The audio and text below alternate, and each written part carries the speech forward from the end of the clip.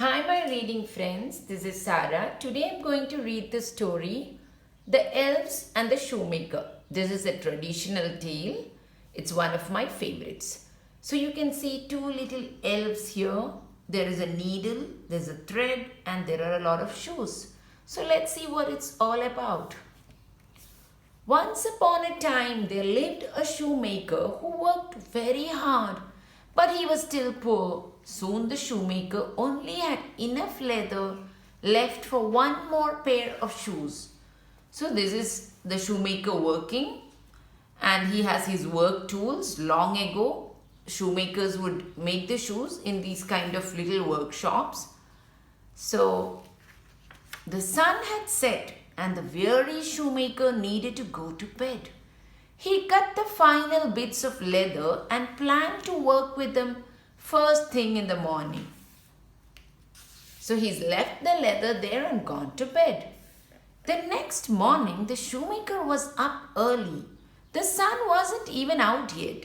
After his wife made him a small breakfast, he went downstairs to make his last pair of shoes. When he sat down at his bench, he discovered that the shoes were already finished and they were perfect in every way. So you can see a perfect pair of shoes. Outside, the sun was just beginning to rise.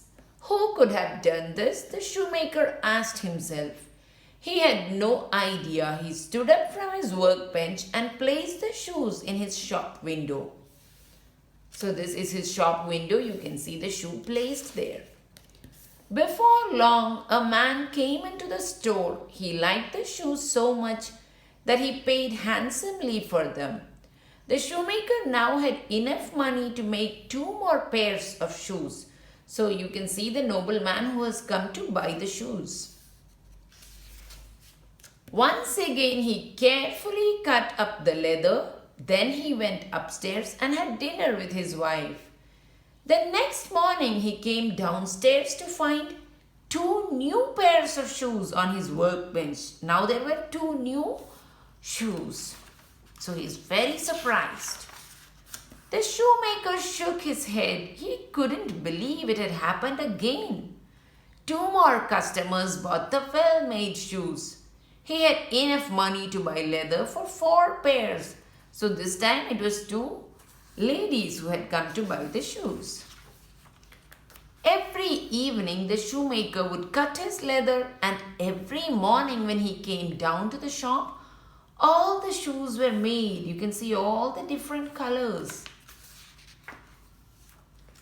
The shop grew successful and the shoemaker was no longer poor. Customers filled his store from morning till night buying his shoes. The shoemaker said to his wife, "Maybe we should hide in the workshop tonight and see who has been helping us." So the shoemaker and his wife decide to hide. At midnight, 2 tiny little men appeared. They sat down at the workbench and nimbly made the shoes with their small fingers. They didn't stop until the leather for every last pair was used. So you can see the tiny little men standing there. Who can they be? Morning light poked through the windows. The elves quickly finished up their work and ran away, leaving behind many pairs of beautiful shoes.